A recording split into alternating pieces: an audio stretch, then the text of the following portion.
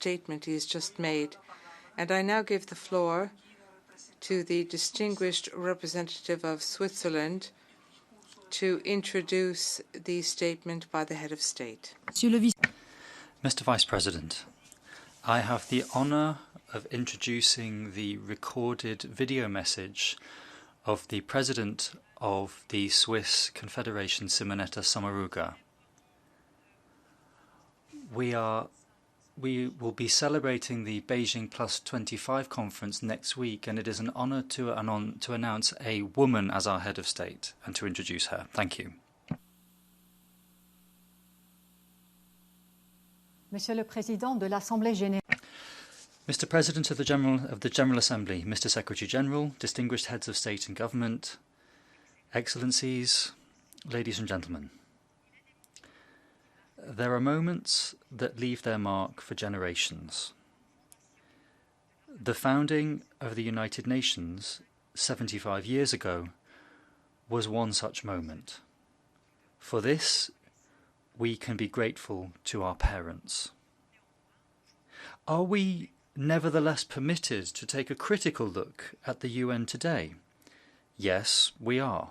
We even have to. In fact, 75 years on, and there are still wars.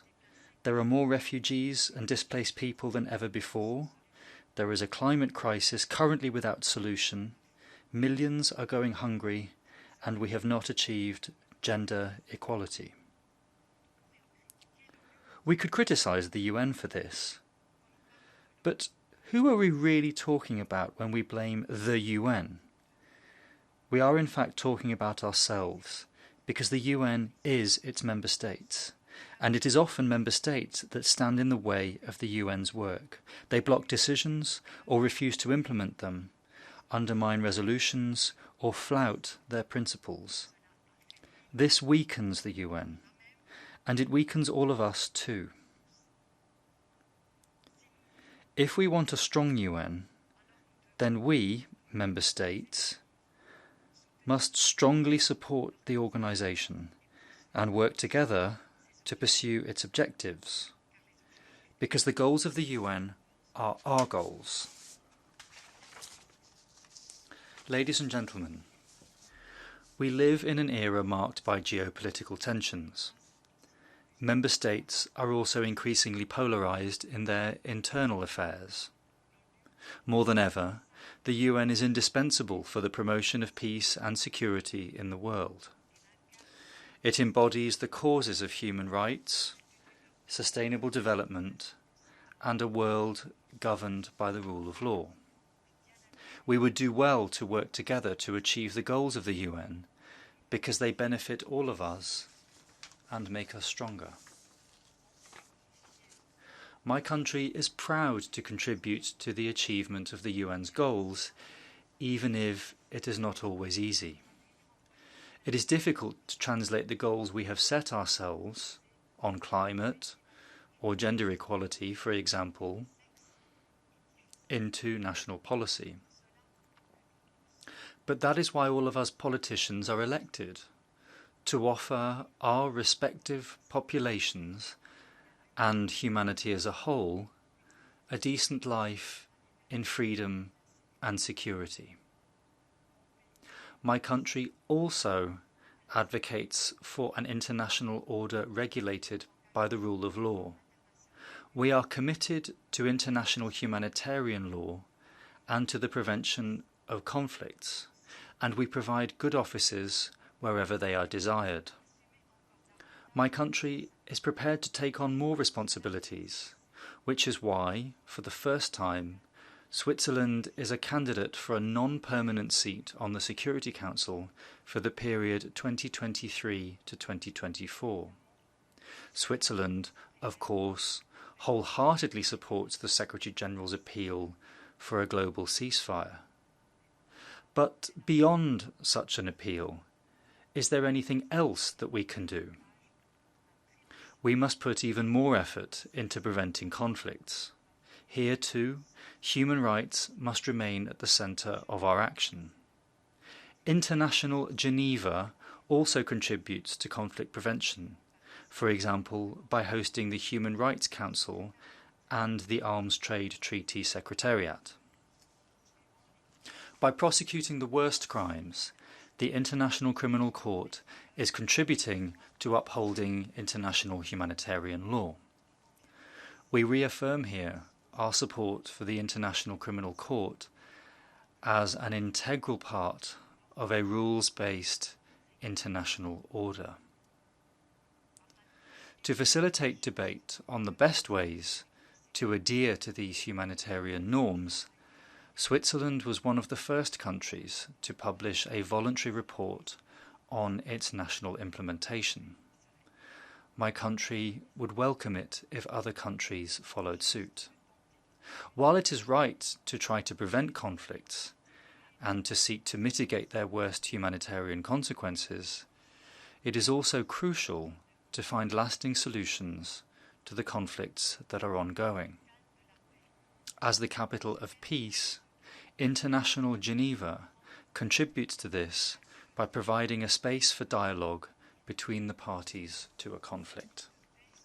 Switzerland's peace policy draws on essential characteristics of my country's political culture, such as power sharing, openness to dialogue, tolerance, and consideration of everyone's interests. In the future, Switzerland intends to further step up its capacities and expertise in mediation and facilitation in order to support those who wish to end conflicts through dialogue. Ladies and gentlemen, while International Geneva contributes to peace and security in the world, it is also the seat of the World Health Organization, which has played such a crucial role since the onset of the COVID-19 pandemic. The current health crisis has caused untold suffering in the world. The most vulnerable have been hit hardest. The child in the overcrowded displacement camp, the single mother who has lost her job, the young adult whose job prospects have been destroyed, or elderly people and the sick who are particularly at risk. My country is coping with this pandemic as best it can.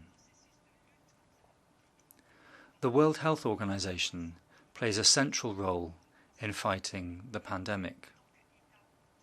As host state of the WHO and other international health organizations, Switzerland is committed to ensuring that they can take effective action.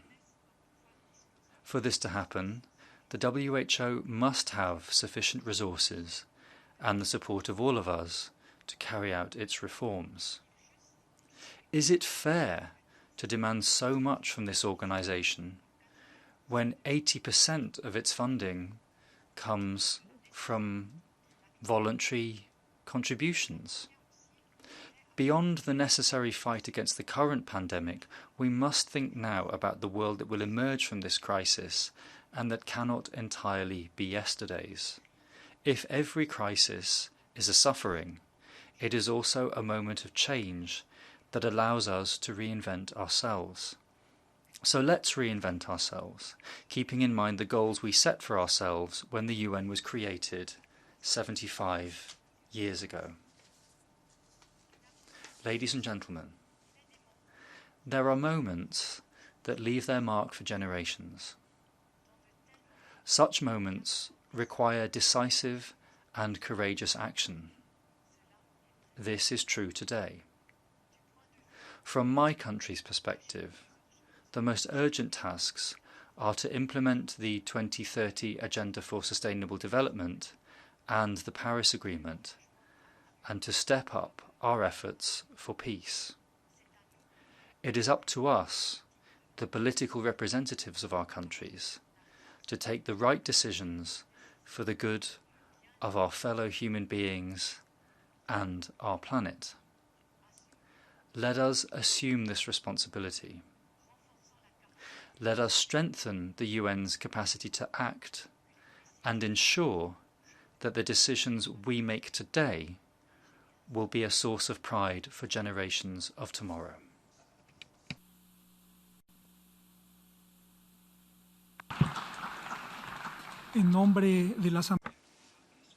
On behalf of the General Assembly, I would like to thank the President of the Swiss Confederation for the statement she has just made. I now give the floor to the distinguished representative of Serbia to introduce the statement